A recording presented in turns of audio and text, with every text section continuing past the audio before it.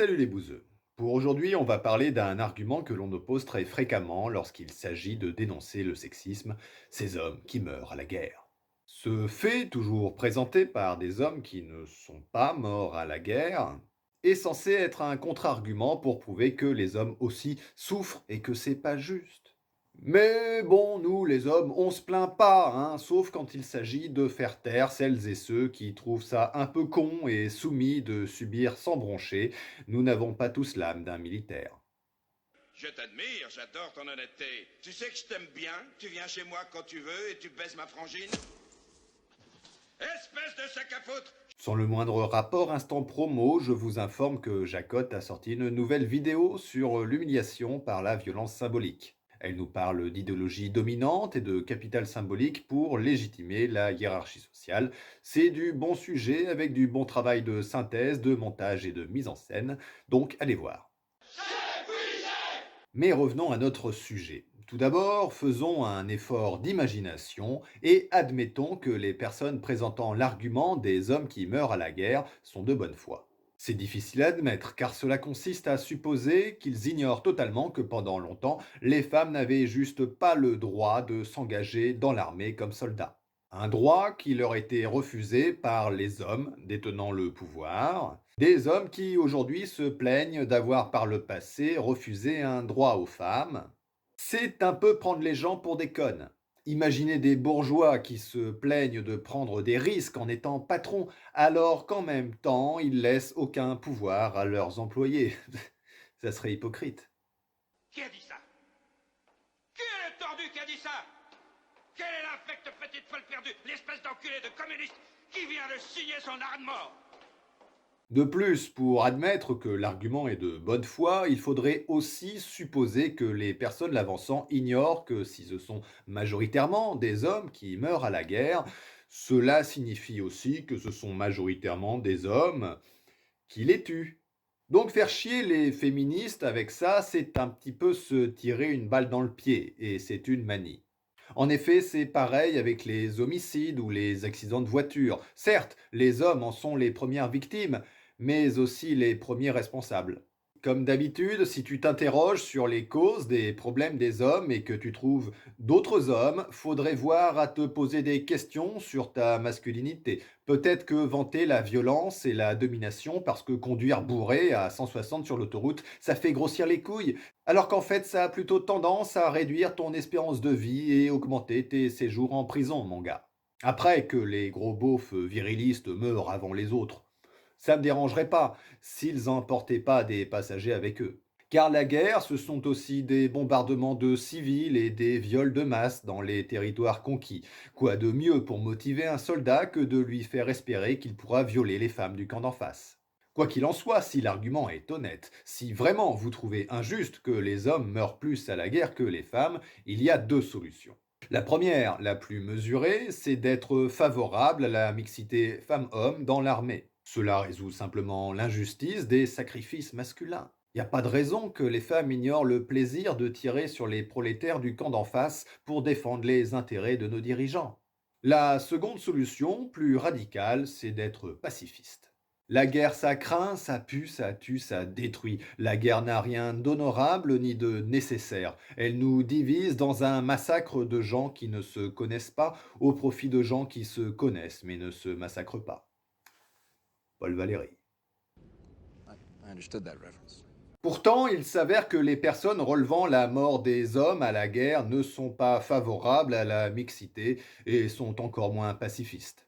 Le plus souvent, ils n'auront pas d'engagement ni de recul sur ces questions, sinon ils se seraient rendus compte que ce ne sont pas les féministes qui sont responsables de la mort des hommes à la guerre.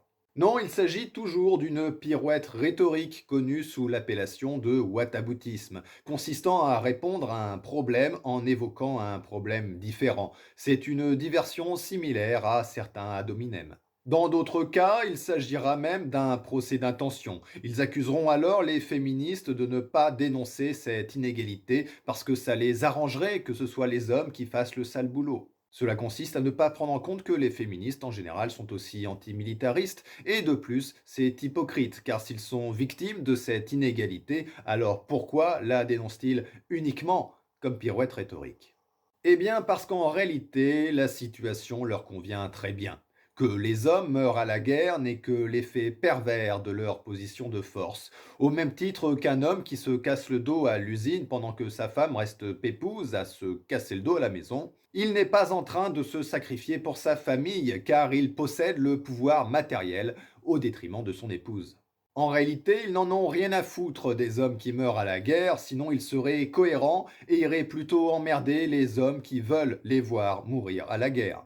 Des hommes comme Papacito et Codreno qui comblent leur frustration sexuelle par la possession de fusils. Des hommes comme le viriliste fasciste Julien Rochdy qu'on a pu voir dans L'œil du bouseux 11. Cet homme vante la guerre comme étant la consécration nécessaire de sa masculinité. Que la guerre est dans l'ordre naturel des choses, c'est comme ça depuis des millénaires. L'autre est un ennemi par défaut avec qui tu dois être en conflit pour défendre ta communauté raciale et si t'es pas d'accord, t'es un gros fragile. Ou encore Zemmour, un autre viriliste fasciste, encore un décidément, même en restant entre mecs, ils arrivent à se reproduire. Bref, Zemmour qui vante les massacres des guerres impérialistes coloniales et qui se permet de respecter les terroristes du Bataclan qui l'admirent car ils sont prêts à mourir pour leur cause. Et ce, peu importe la cause. À la rigueur, ça peut être un point de vue philosophique acceptable que de se dire qu'il vaut mieux mourir debout que vivre à genoux, la liberté ou la mort. Mais dans l'idéologie de Zemmour, comme celle des autres, il n'est pas question d'un contexte philosophique à l'acceptation de la mort. Non, elle est sacralisée par essence. La mort est héroïque. C'est le culte de la mort tel que décrit par Umberto Eco dans sa description du fascisme éternel. C'est pourquoi des gens comme Zemmour ou Rochdy veulent votre mort. Littéralement. Ils veulent que vous mouriez pour leurs idées, parce qu'il n'y aurait pas de plus grande gloire que de mourir pour une cause plus grande que soi, et ce, quelle que soit cette cause, mais de préférence la patrie ou la race. L'individu n'est rien, la vie n'a pas de valeur, la guerre est inévitable, dans l'ordre naturel des choses et même nécessaire. Le pacifiste est au mieux un faible, un lâche, voire un traître. Tandis que la mixité et ainsi le partage des inégalités pour leur abolition sont contre nature. Une terrible féminisation de la société qui corrompt la civilisation et la conduit à sa perte. Pourtant, ceux qui conduisent la civilisation à sa perte, ce sont les sauvages belliqueux comme Zemmour ou Rochdy et autres propagandistes de l'extrême droite, eux qui font reposer leur virilité sur la domination, la division, la hiérarchie et la violence. La seule guerre qui vale la peine d'être tenue, c'est la guerre contre ces connards qui veulent vous y envoyer. Dans quel cas il te manque plus de fusibles, tête de bœuf? C'est un moment et ton papa qui t'ont pas assez couvé quand t'étais qu'un petit merdeux.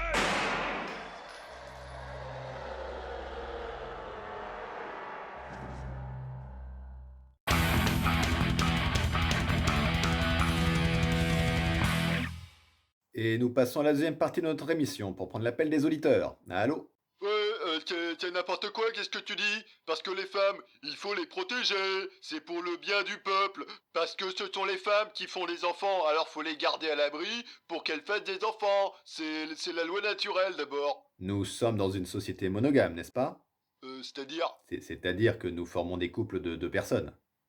ouais, Donc, si beaucoup d'hommes meurent, il n'y en aura pas assez pour les femmes qui restent. ouais. Et donc, elles deviendront lesbiennes. C'est ça que vous voulez? Ah non, ah non, non, non. Donc, vous savez ce qu'il vous reste à faire. Devenez pacifiste pour lutter contre le lesbianisme. Ouais, enculé.